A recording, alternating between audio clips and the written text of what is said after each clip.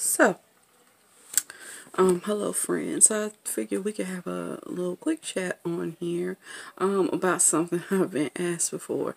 And the question is, how does one get into divination? It's kind of an interesting question because I'm not sure if one is called to divination, or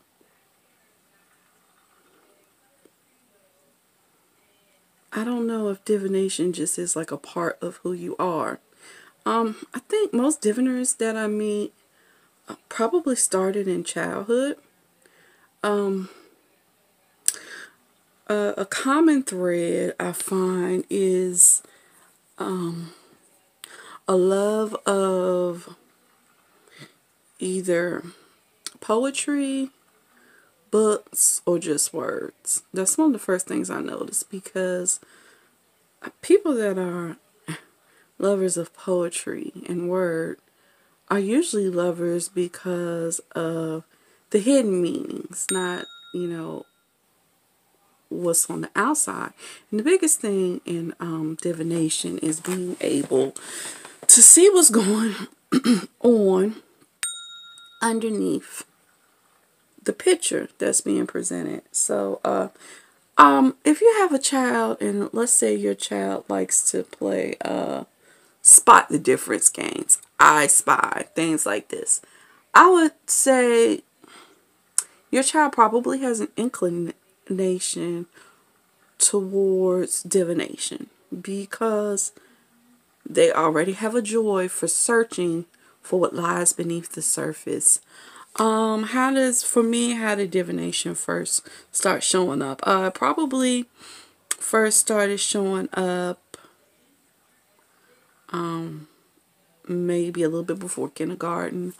I had this huge obsession with astrology. But I had the huge obsession with astrology. See, it's the whys, not what it is. I had the huge obsession with astrology because I wanted to know how people would behave before they do it by their sun sign. Now, did I know all about moon signs, rising signs, your Jupiter, Uranus, Mars, Mercury? No.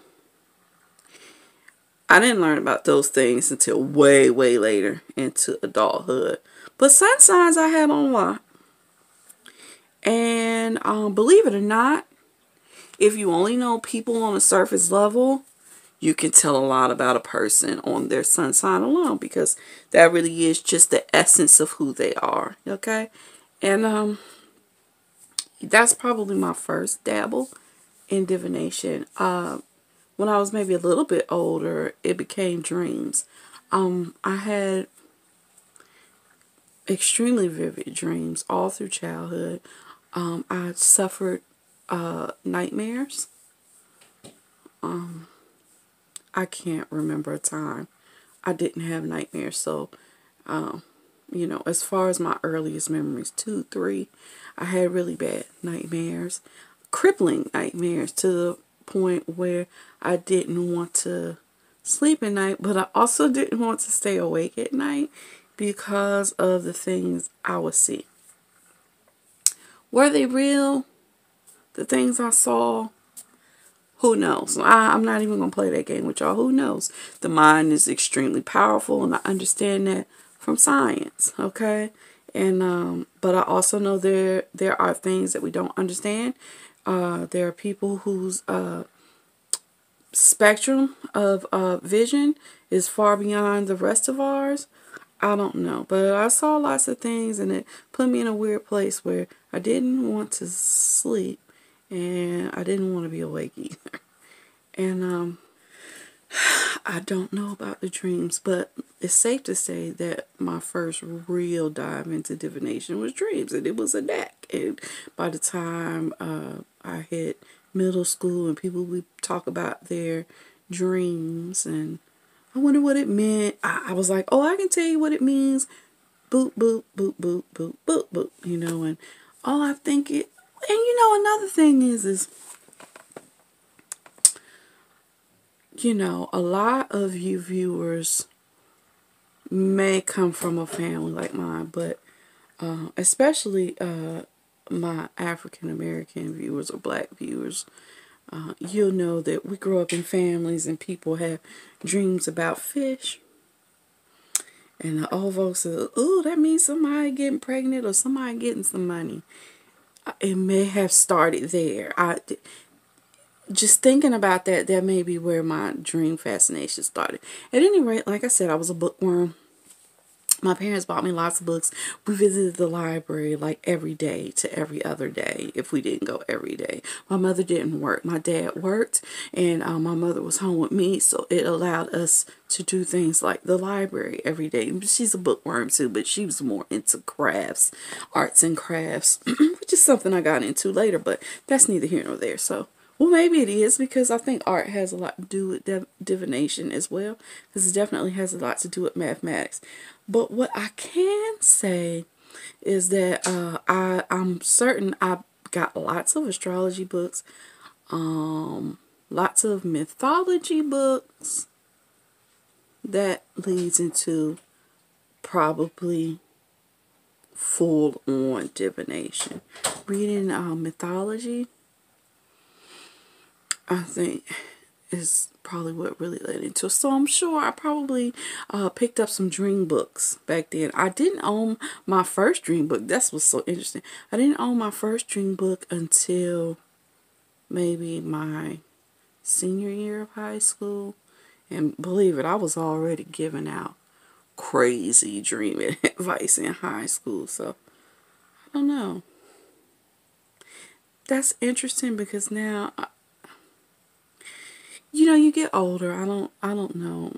But I'm in my 40s, and sometimes I forget how things got to where they were, especially concerning your passions and your talents. And I'm just now realizing a lot of my talent concerning divination is probably just natural. But I think as I got older, it's more about the effort and systems. Systems came into play later. So,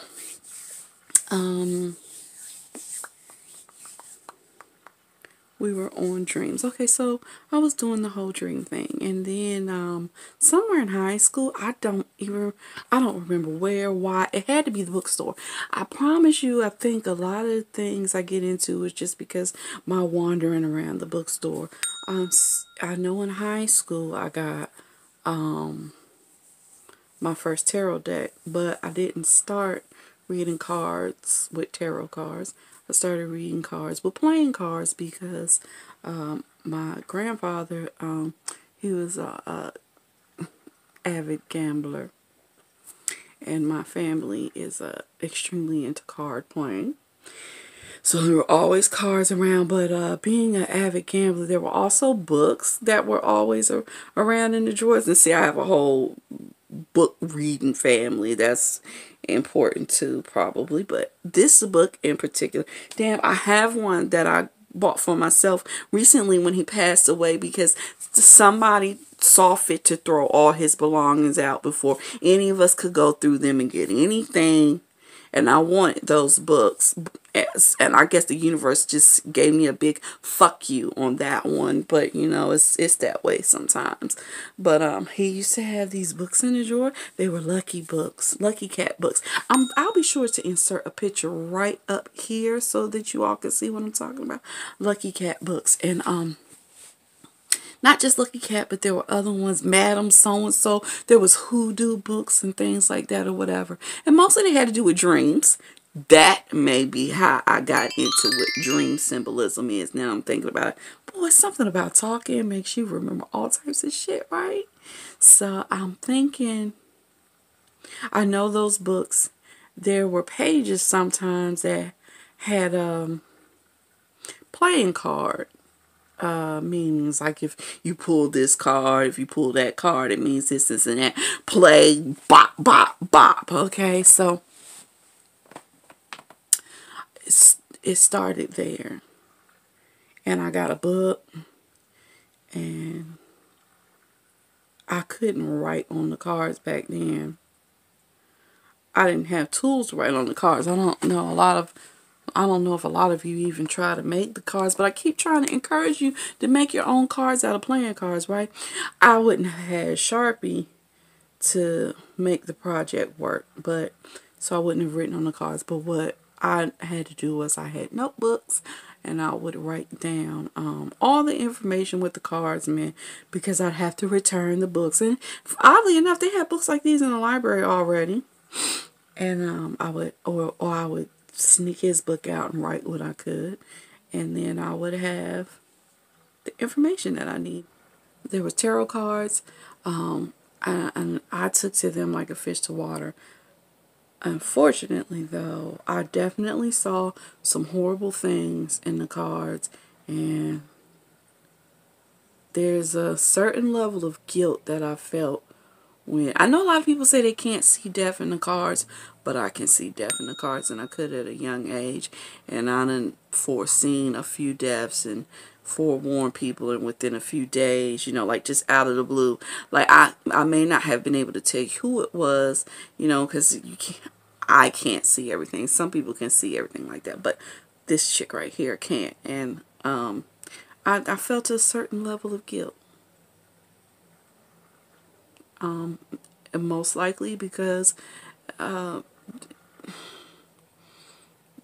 whole thought of knowing how powerful your mind is and making things happen, I think somehow at a young age I felt like I made it happen. At an adult age, I know I didn't make it happen. I just was able to glimpse into it. I was able to fold the timeline and, you know, be here, say I was here, and the death was here, and I was able to fold the timeline and be here and here at the same time. I just could see it. I didn't make it happen, but at that time I felt guilty, and I put the cards down for a very, very long time. Over 10 years. I put them down. I say that to say this. Did that stop me from divining? No. No, it didn't. The wind could blow a certain way, and honestly, if that is your gift, you pick up things from the wind. The animals around me gave signals. The books, I used books. I did dabble back into the cards a little bit, but one thing that I really got into was I Ching. I love I Ching still to this day, and tossing coins and sticks and anything like divination is definitely a passion. It's a passion. It's like sex. It's like once you have your first real taste of it, and it's not just your first taste of it, but your first taste of it, and it's enjoyable. It's with you. It's you. Well, hell, it was probably part of you anyways, but there's a power in it. I don't know, it's just passion. It's like real passion. So I don't know if y'all like these talks. I know I ramble a little bit, but the point is this: if you yourself are wondering, you know, is divination for me? You know, I can't tell you if it is or if it isn't, but what I can tell you is can you do it? Yes. How good will you be at it? I don't know. Are cards for you? Maybe. I mean, they're very powerful. You know, the more people put into something, the more the heavier the vibration becomes. Okay? Does it Does it have a bad side? I think it does. Like I said, it could be like sex or any other drug. You can, I see people, even just as consumers of divination, you know, just paying hundreds and hundreds of dollars for people to give you answers all the time. Live your life, live your life, people. You know, get answers occasionally, but yeah, it can eat you alive. Especially as a diviner, you can become power hungry. You can see things you weren't supposed to see. You can see things that you just wanted to see. That's a big one. That's a big one for me. This is one of the reasons why I don't read for myself often.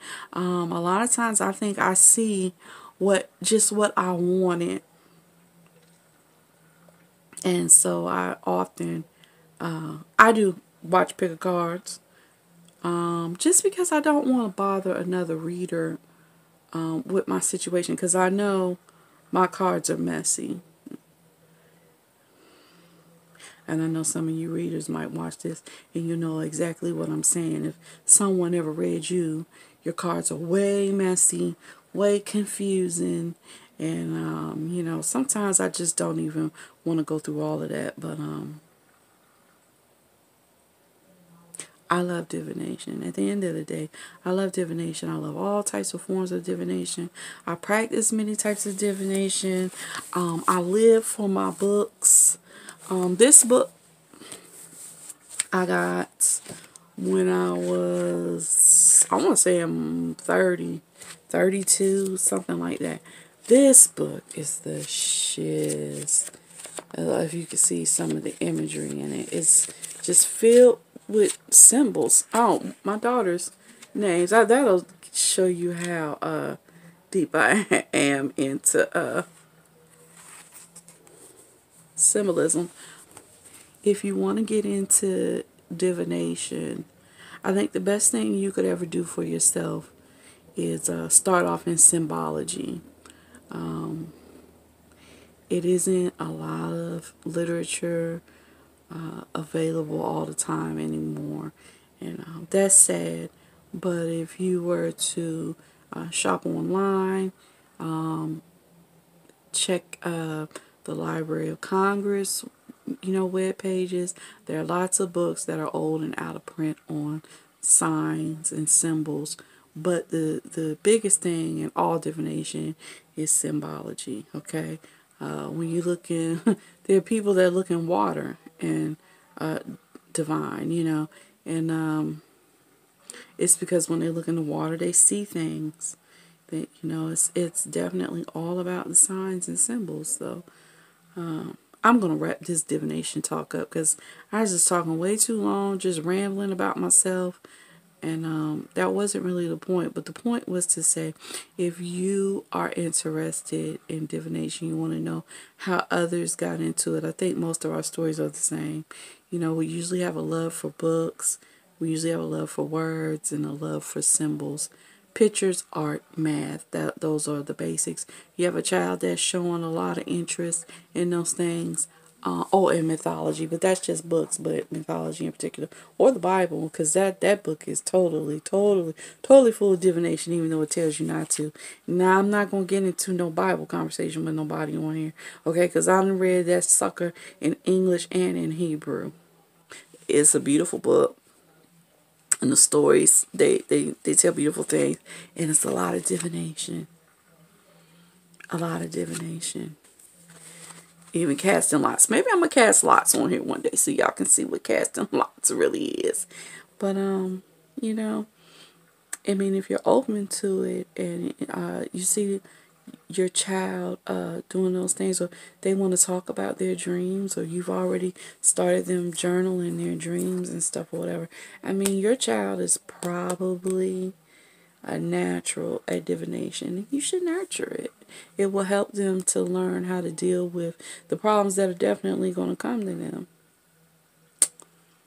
And this concludes my divination talk. I hope y'all enjoy the talk. I'm going to put a reading up for sure. Have a good one.